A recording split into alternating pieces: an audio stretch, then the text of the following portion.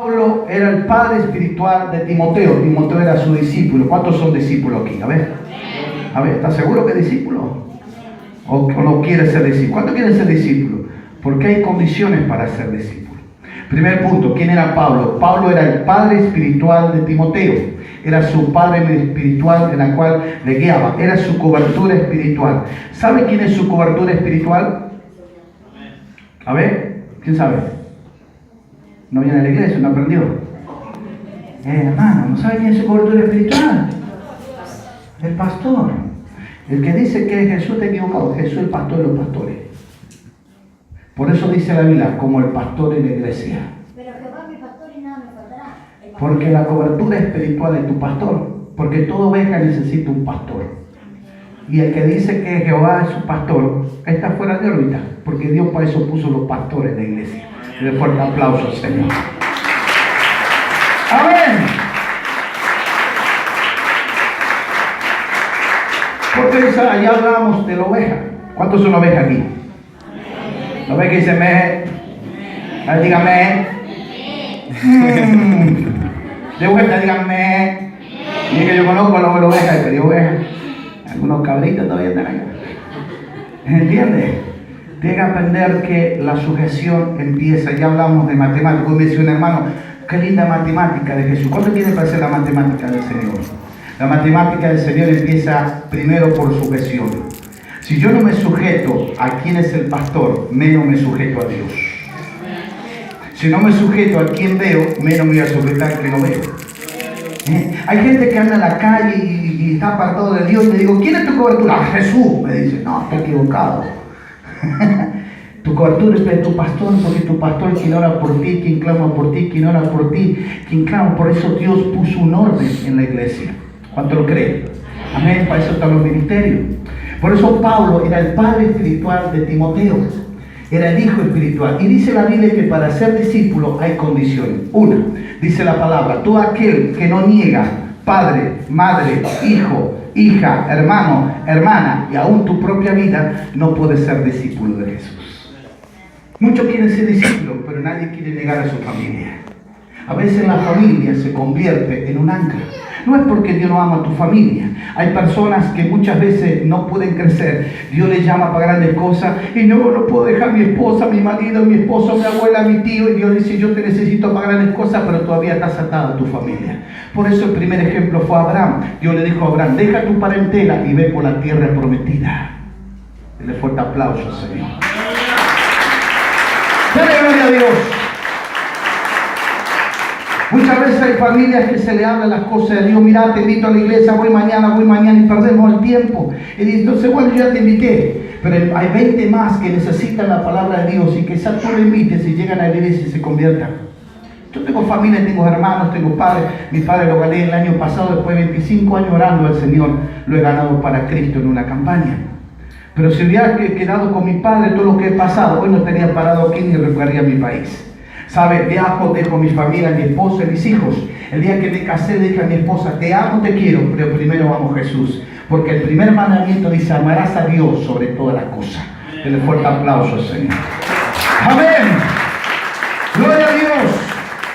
Pablo decía, doy gracias a quien como antepasado sirvo con limpia conciencia.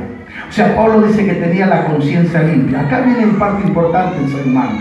Tenemos la mente, los pensamientos, la conciencia y la subconsciencia.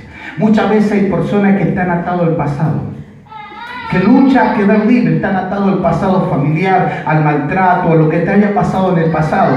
Quizá la droga, el alcohol, el vicio, lo que sea. Y muchas veces Satanás utiliza lo que está grabado en la subconsciencia y lo trae a la mente, y a veces viene el recuerdo del pasado. No sé si a usted le pasa esta noche, pero Dios me dijo hoy que hay personas aquí que todavía están atados al pasado y no pueden crecer. ¿Y sabe que se convierte eso en un ancla? En un ancla en tu vida espiritual, en un ancla en todas las áreas de tu vida. Y Dios quiere cortar esa ancla que te ata del pasado, quizá el maltrato, lo que sea. Muchas personas se sienten inferiores, no se sienten capacitados a lo que Dios te quiere dar. ¿Sabes que he aprendido la palabra que fiel el que te llamó? Y Dios nunca te va a dar una carga que tú no puedas soportar. Amén. Pero Dios te llama, pero hay anclas en la vida. A veces hay ancla de vicio, de no puedo dejar el alcohol, no puedo dejar el cigarrillo, no puedo dejar la familia, no puedo dejar el mal recuerdo, no puedo dejar un novio que me dejó hace años, no puedo dejar el vivo del pasado. Y muchas veces el diablo usa el pasado para perturbar tu presente. ¿Me entiende? Un barco que sale del puerto y va hacia el mar y tira el ancla, va a llegar un tiempo, pero no puede meterse al mar porque hace así, porque el ancla no lo deja avanzar. Esta noche Dios quiere hacerte libre. Dele fuerte aplauso al Señor. Amén. Dele gloria a Dios. Yo no sé lo que te dio ancla, yo sé lo que Dios dice. Amén. Y dice, por eso te da libre conciencia para orar Pablo. Y le dice a aquel de siempre, diga de siempre. Siempre me acuerdo de ti en mis oraciones. ¿Cuándo? Al mediodía. Cuando tengo ganas. No, de día y de noche. Pablo oraba día y noche por la vida de Timoteo. Mire la responsabilidad del pastor. Oraba día y noche. Muchas veces criticamos y juzgamos y no sabemos el precio que paga un pastor. ¿Entiende? Muchas veces, a veces hay cosas que no sabemos. Hay veces ministerios que no sabemos. Una vez me dijo un hermano, quisiera tener la unción que usted le doy, yo lo veo por todos los viajes. Y lo miré y dije, ¿estás dispuesto a morir por la causa de Cristo? Y le temblaba la rodilla. No estás preparado, hijo. Es fácil predicar en cuatro paredes. Lo difícil es predicar allá al aire libre y decirle a la gente que deje el pecado. Allá afuera hay gente que está en la droga, trafican droga, prostitución, alcoholismo, brujería, hechicería. Ahí arriba se ven los valientes. Porque todos somos valientes en cuatro paredes. Afuera se ve. ¿Quién le habla? Dentro de poco tiene una campaña de la libre.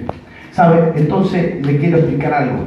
Muchas veces Pablo le dice, siempre estoy orando por tu vida, siempre estoy clamando por ti. Yo conozco un pastor que falleció en Varela, un hombre que no tenía quizá mucha letra, pero a la hora que usted lo llamaba, a las 2, 3 de la mañana, 4 de la mañana, él estaba presente a la hora que necesitaba las ovejas, la oración del pastor. Es más, le agarró cáncer a este pastor amigo mío, fue internado a Ciudad de La Plata y hasta el último aliento de vida seguía predicando la palabra, dando tratado a una enfermera. Le dice a la enfermera, pero ¿cómo usted me habla del Señor y se está muriendo de cáncer? Y él le dijo, no me estoy muriendo, me estoy yendo con Cristo, pero yo te presento a Jesús. Hasta el último aliento de vida predicó la palabra. Esos son pastores, siervos de Dios, que no serán famosos, pero que marcan algo, una historia. El convenzco marca lo que está comprometido y enamorado de Cristo.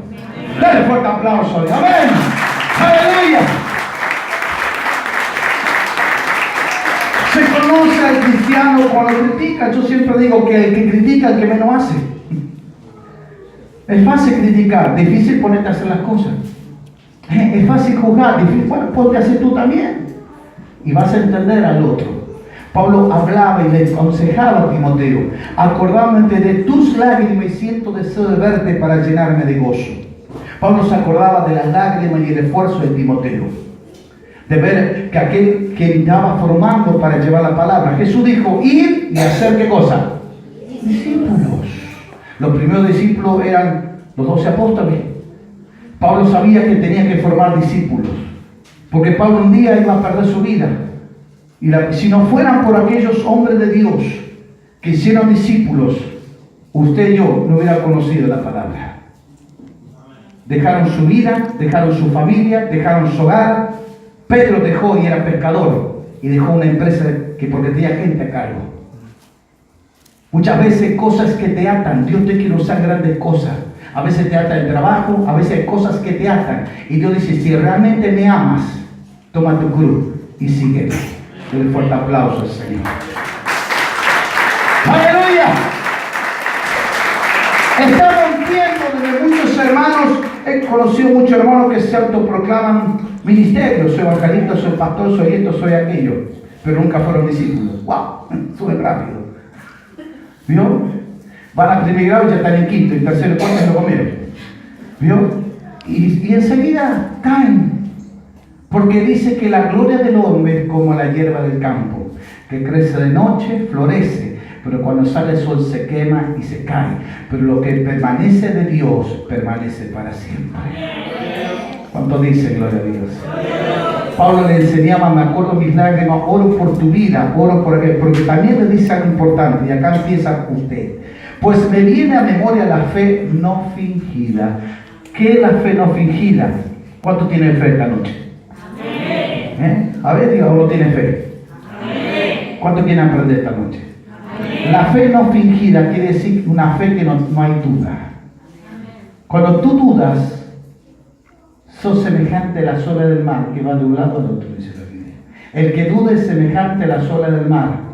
El pastor, hermano, crea que Dios la va a bendecir. ¿Será, pastor, que Dios me va a sanar la enfermedad? ¿Será que Dios va a restaurar a mi marido? ¿Será? Pues la boca del cristiano, cuando tiene la palabra será, es duda. Cuando tiene la palabra quizás, está dudando de que Dios te va a bendecir. Y Dios no puede obrar, porque la fe es la convicción y la certeza, es seguridad de que Dios te va a bendecir. ¿Cuánto dice gloria a Dios? La Biblia habla de hombres de fe. Abraham, padre de la fe. Por la fe de Noé salvó el mundo. Por la fe de Moisés salieron los mares. ¿Me entienden? Entonces, de esos varones que marcaron, generales de Cristo en la Biblia, que generales del Señor, que marcaron la fe, no tiene que haber ni siquiera un 5 ni 1% de duda. Por eso Pablo le dice, la fe no fingida que está en ti, Timoteo, porque sé quién eres, sé que eres un valiente, que no miras para atrás, que dejaste todo por servirle al Señor. Y esos son los siervos de Dios, esos son los discípulos que Dios está buscando, porque Dios no busca artistas, no busca payasos, no busca nadie, busca adoradores en espíritu y en verdad. ¡Aleluya!